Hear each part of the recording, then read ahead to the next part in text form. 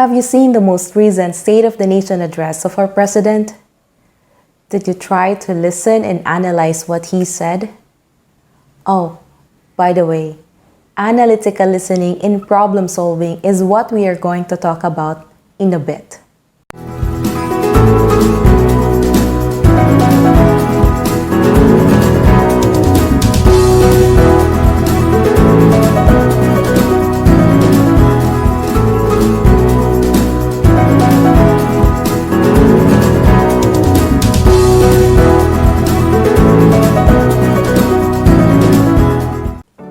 Good day, everyone.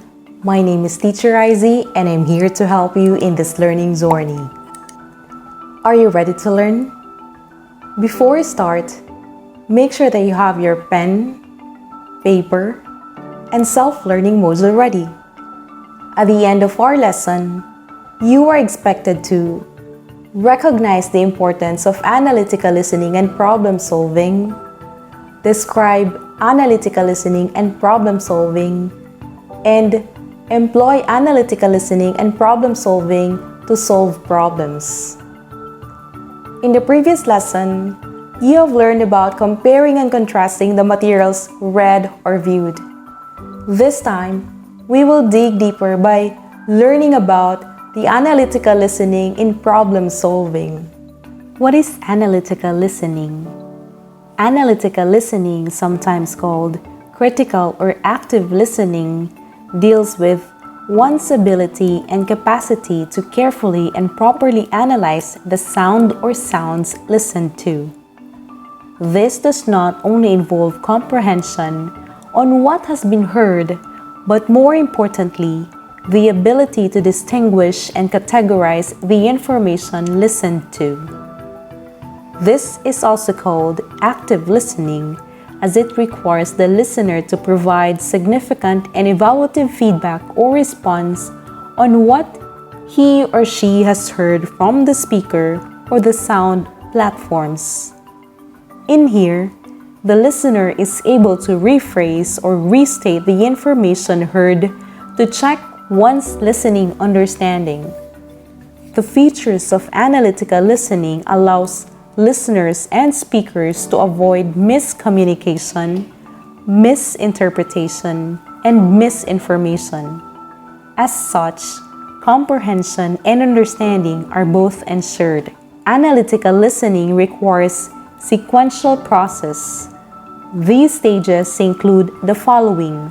1. Receiving stage refers to actual hearing process. In here, the listener has to check himself or herself if he or she is able to hear clearly the sounds and other sound points. 2. Understanding stage focuses on generating meaning on what has been heard. In here, the connection and communication between the listener and the speaker must be clearly established. This constitutes the idea that the understanding of the speaker must be the same with the listener. 3. Evaluating stage requires both the listener and the speaker to meet in between regarding the points portrayed in the listening process. This allows the listener to critically examine the details of the information heard. This provides the time for information segregation. 4. Responding stage allows the listener to provide verbal and/or non-verbal feedback and responses based on the listening contexts. 5.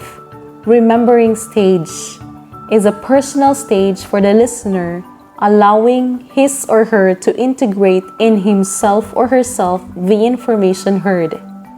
This also allows him or her to record in his or her system the information listened to for future access and use. Analytical listening is a very helpful strategy in problem-solving activities.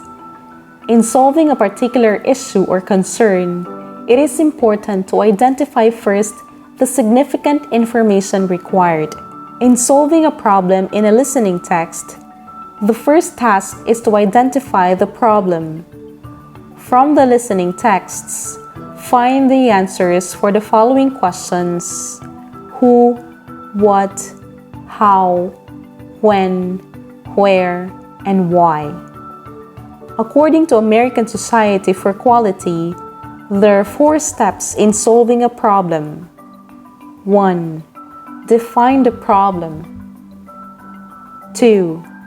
Generate alternative solutions. 3.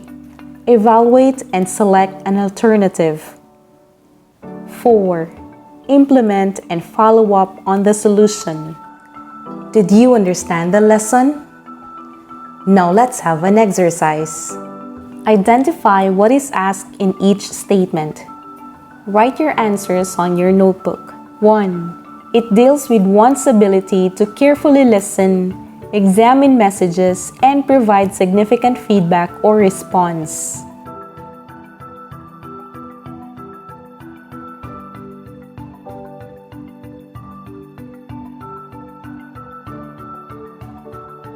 2.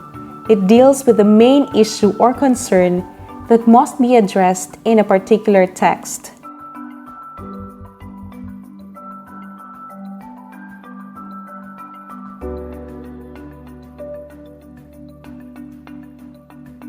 3. It serves as one's response to the identified problem, which can be determined by asking the questions who, what, how, when, where, and why.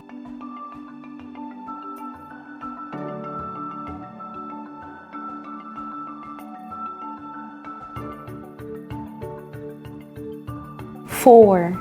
This also allows him or her to record in his or her system the information listened to for future access and use.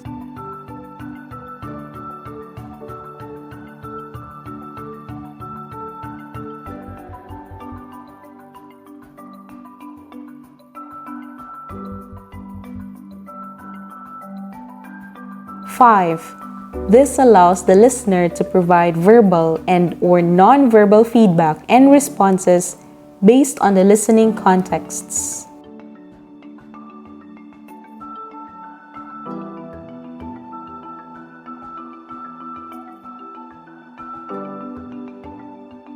Six. This allows the listener to critically examine the details of the information heard. This provides the time for information segregation.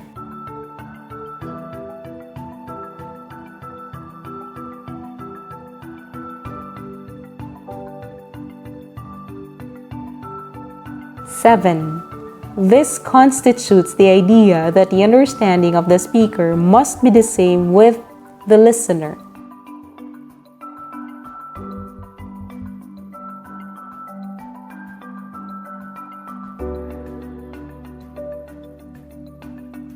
Eight.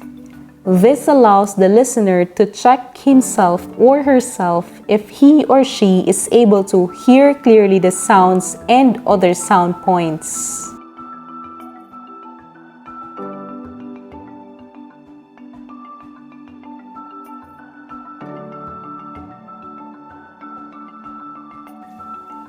There you have it, Quarter 3, Module 5. I hope you find this video helpful. If you like it, please hit the like button. And if you want to be updated with my new uploads, please hit the subscribe button and tap the notification bell. Bye everyone! Thanks for watching!